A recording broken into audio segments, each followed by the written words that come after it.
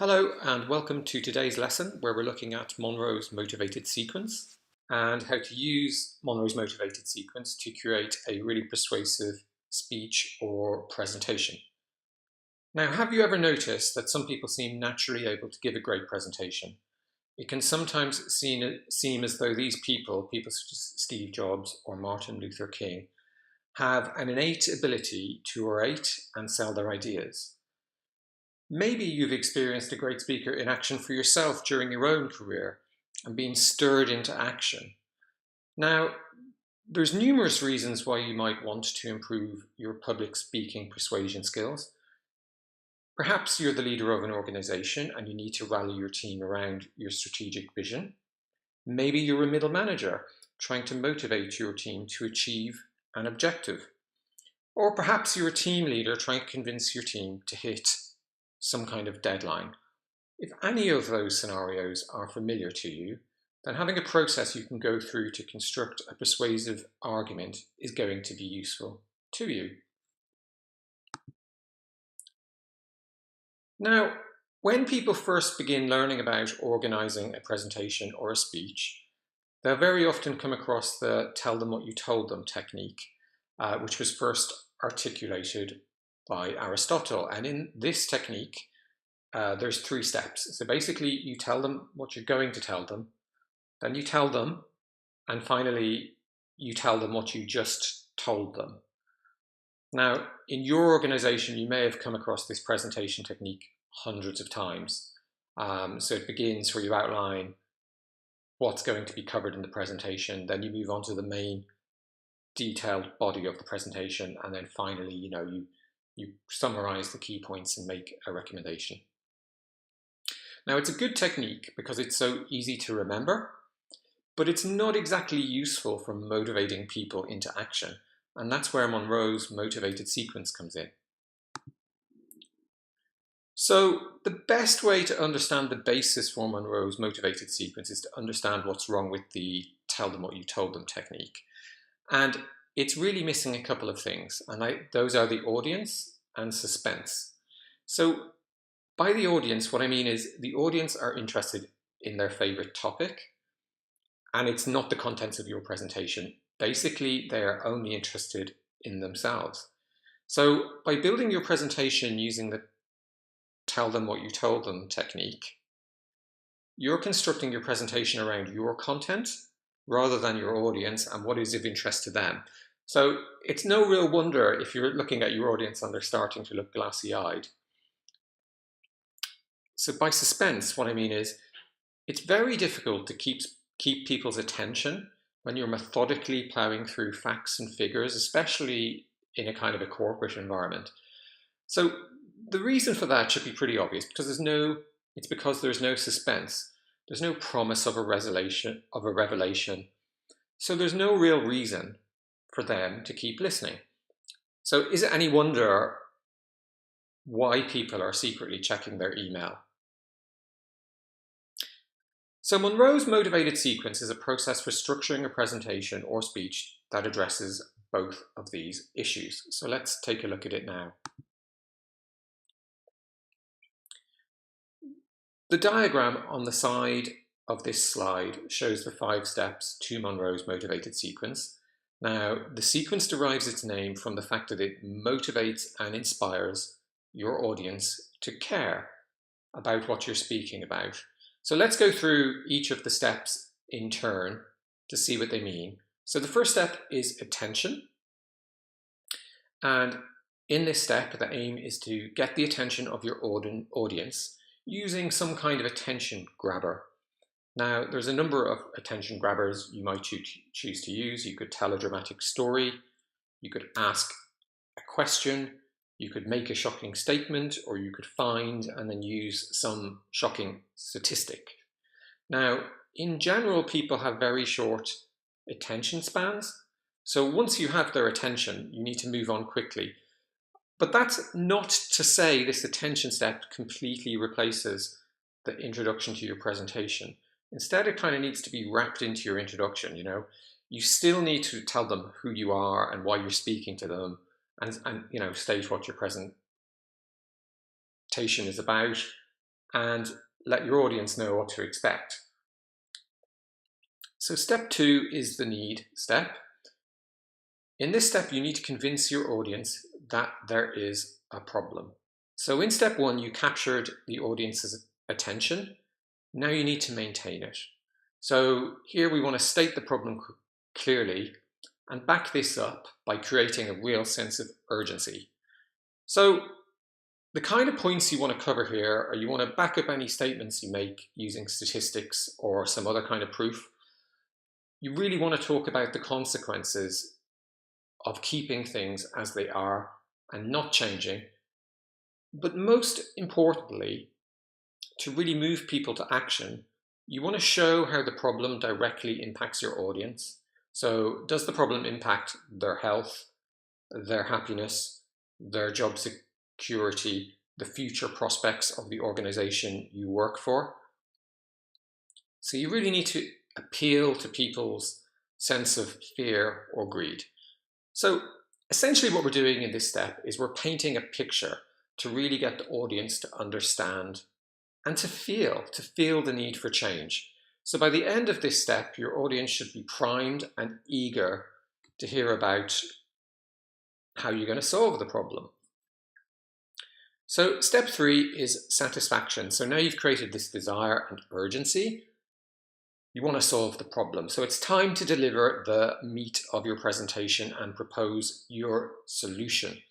So the steps you should follow here are really, you need to begin by introducing your solution or plan.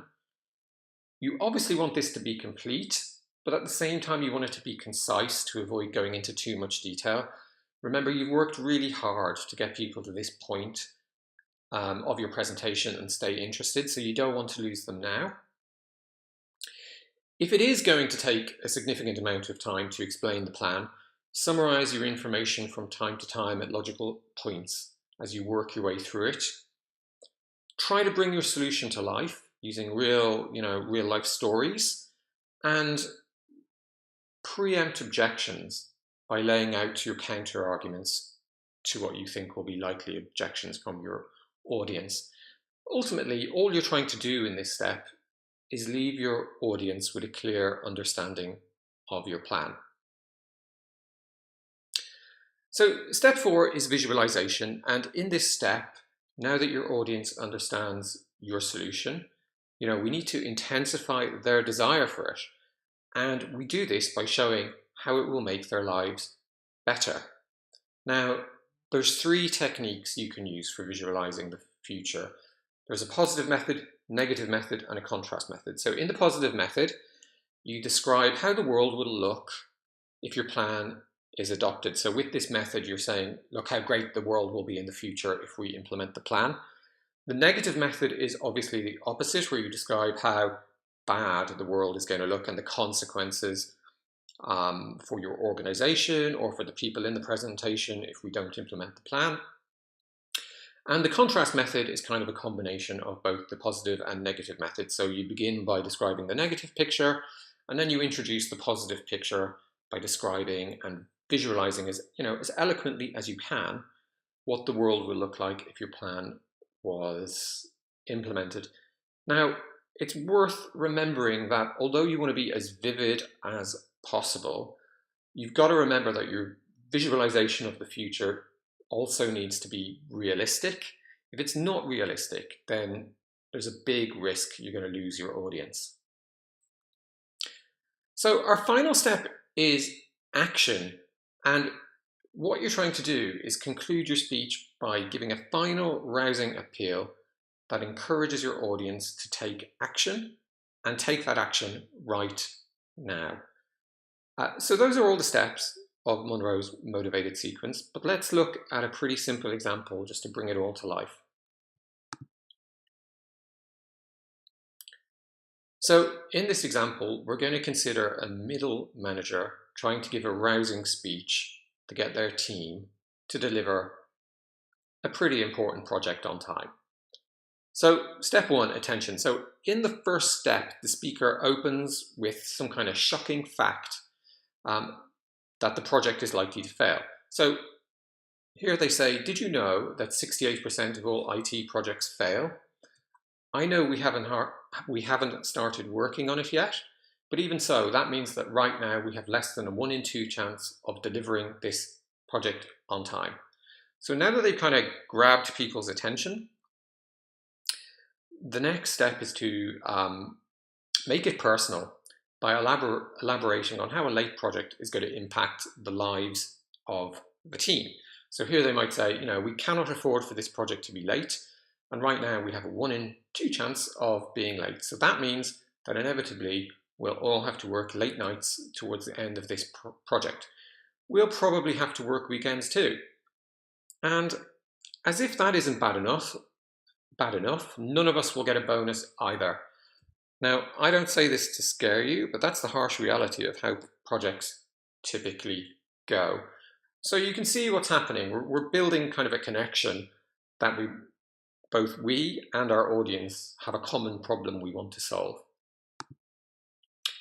So in the third step of Monroe's motivated sequence, the speaker shows a way for the team to avoid those negative consequences that we've just laid out.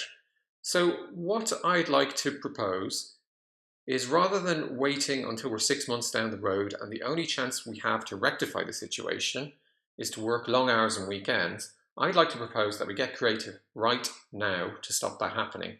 If we come up with ideas now, smarter ways of doing things, ditch things we don't need now rather than waiting 6 months, then we might just have a chance to secure the schedule without the usual headaches for us all. So now that we've proposed our solution, the fourth step is to show how different the world would be if we actually adopted this proposal. So try to imagine what it would be like to finish this project on time. First off, as you know, not everyone has faith we can do this. Just think how good it would feel to prove them wrong. Second, imagine not just finishing the project on time, but doing so without having to go the extra mile and work weekend after weekend.